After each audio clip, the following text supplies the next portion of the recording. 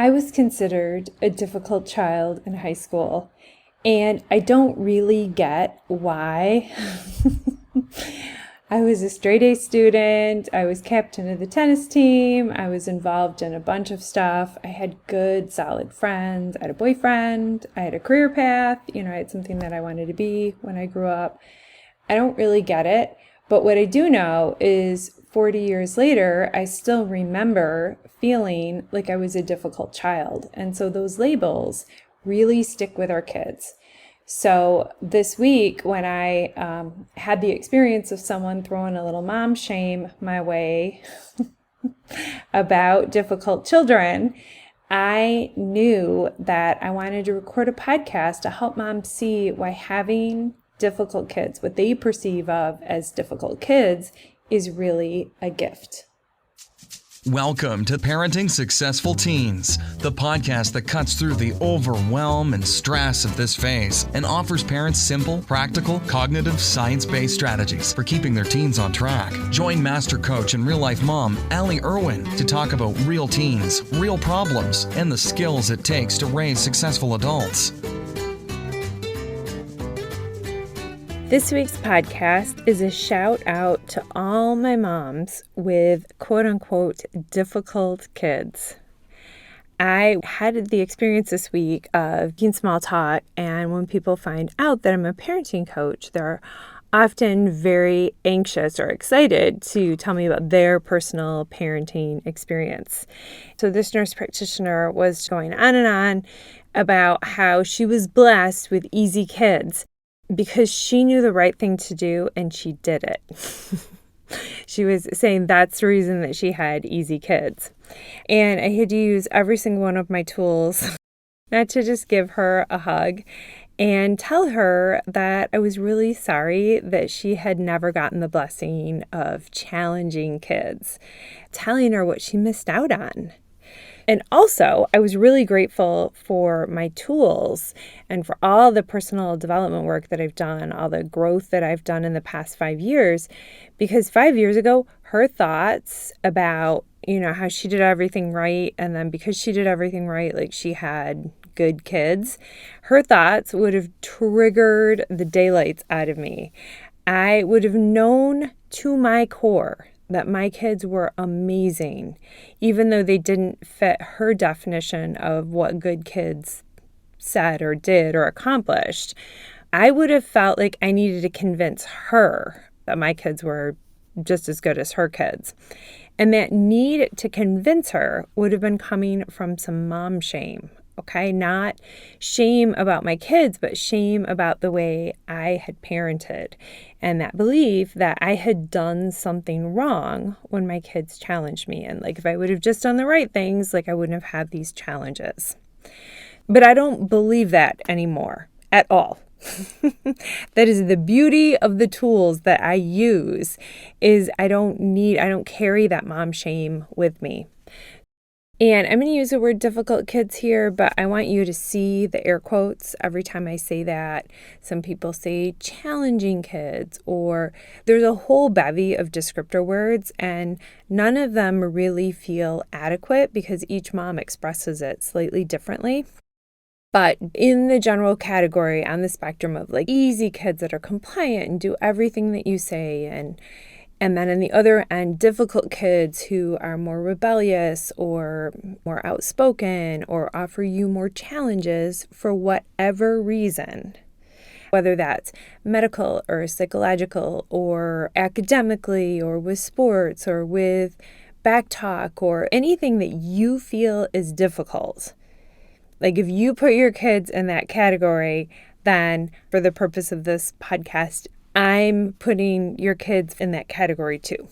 So this is a love letter to moms of difficult kids, and I'm going to tell you all the reasons I think you are so lucky. First, I want to start out by assuring moms of difficult kids that you are in the majority. Lots and lots of parents that you think have it easy don't. They are just as worried and frustrated as you are. It just doesn't show because they're telling me they're not posting that on Instagram. And so I really want to reassure you that you are in the majority. And I laugh because in my family, I'm considered the difficult one. And to me, that's crazy. When I look at the kid that I was in high school, I was a straight A student. I was captain of the tennis team, never did drugs. I had a steady boyfriend and a good circle of friends. And so I don't really see what I was doing that was so difficult. But that for sure is the message I got. And now, I don't know, I hate to admit it, but like 40 years later, I still feel that label. So these labels really stick with our kids. This is the next point that I'm making is kids know if you think they're difficult. And that is why I'm really passionate to turn your idea of having difficult children around so that your kids can know that you feel lucky that you're their mom. So here's reason number 1, that you are lucky if your kids fall into this category. Difficult kids oftentimes are independent thinkers, independent of you at least. And this may not be immediately apparent because they might be doing what their friends tell them to do. They might not be independent of their friend group or their loser boyfriend, but they are willing to question your authority. And that on its own is a good thing. Okay, having the ability to question when someone tells you what to do, that's a good characteristic, and you can build on that. Good quality number 2, you both have the opportunity to learn from each other. You will definitely learn more than those who have easy kids, literally because they're challenged more often. So if you think about it, if your kid thinks exactly like you do, you don't build the mental flexibility that you do when you're challenged. You don't question your ideas or explore new ones unless you force yourself to. And, a lot of adults don't force themselves to learn new things and challenge their own ideas, right? We get in these little bubbles in our friend groups. And if you have difficult kids, you don't have to push yourself out to do it on your own. Your kids will push you to do it. That's amazing. People literally should pay for this service, and you have it for free in your home. There's 2 points to this. 1 point, for the things that you truly believe, when you get challenged on those things by your kids, you get clearer and clearer why you believe what you believe. Okay? Your beliefs, when you're challenged and you're asked to defend them, you will learn so much about yourself and why what matters to you matters to you. And the second thing is, you are going to, the things that when you're examining your beliefs and you find out, I don't have a good reason that I am asking you to do it that way, then you have the opportunity to let a bunch of stuff go. And a great example is I had a client who was super, super conscientious.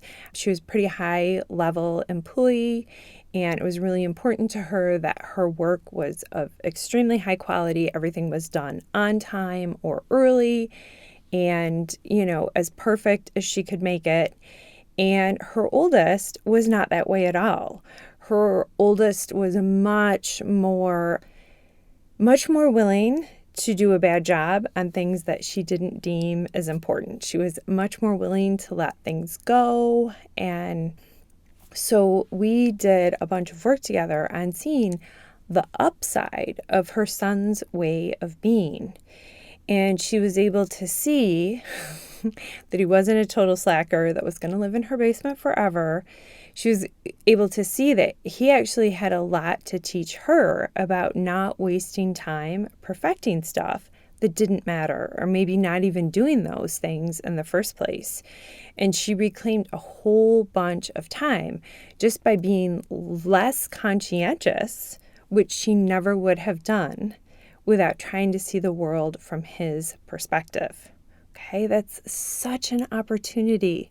I could have done all of this anti-perfectionism stuff with her, And she wouldn't have been as motivated to do it if she hadn't been trying to learn how to do it so that she improved her relationship with her son.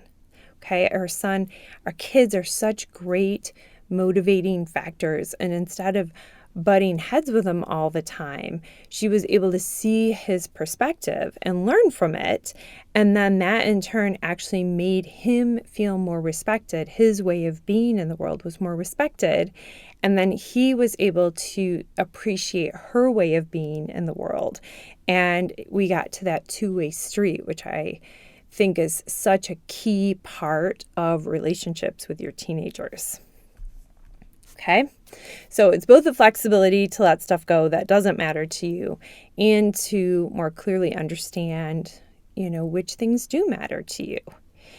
And mental flexibility is fabulous. And parents with difficult kids definitely have way, way more mental flexibility. The next one, I'm going to word a little carefully. Parents with difficult kids are less sure that they know the right way to do things.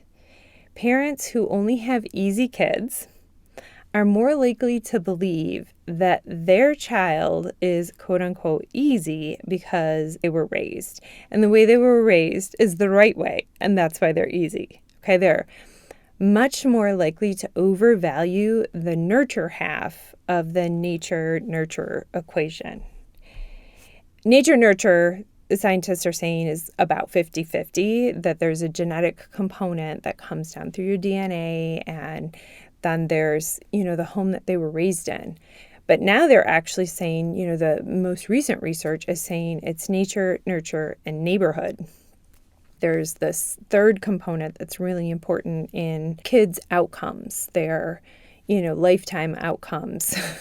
So when you add all that up, your parenting is like 30% of the way that they turn out at best. So parents with easy kids tend to overestimate the impact of their decisions. And I have zero judgment about that. That's why I'm trying to be careful, because it's natural. They haven't had as much experience in deeply believing in themselves as good and worthy parents, independent of what their kids do. But it's such a stronger self-belief that gets built when you can see your good momness rooted in things like your love for them rather than in their grade on a science test. Okay? Oh, so many examples I could give where I had to really sink into my good momness.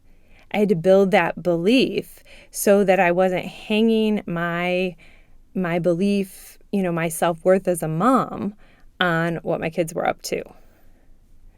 Okay, and again, I'm not saying that moms with easy kids love their kids less than moms with difficult kids. That's not it at all. I'm saying that moms with difficult kids have had more practice loving their kids no matter what, and really building confidence in that unconditional peace. And that is such a stronger foundation to build on. And that's why difficult kids are such a gift. They give you so many opportunities to practice. And knowing that you deeply love your kids unconditionally feels amazing. It's strong and it's stable. And, moms with difficult kids, we get a lot of practice at loving our kids no matter what they do. Having difficult kids can make you judgment proof because you've just had more practice being judged and then learning to like your own reasons and not care if other people judge you. And it feels terrible to have your good momness tied to other people's opinions, right? Like you can't control other people's opinions. And so it doesn't feel very secure if you're always worried about their judgment. But if you've had difficult children and had a lot of judgment and learned how to deeply believe you've questioned your reasons, you know why you're doing what you're doing, and you believe you're doing the right thing and loving your kids unconditionally, then other people's opinions just fade.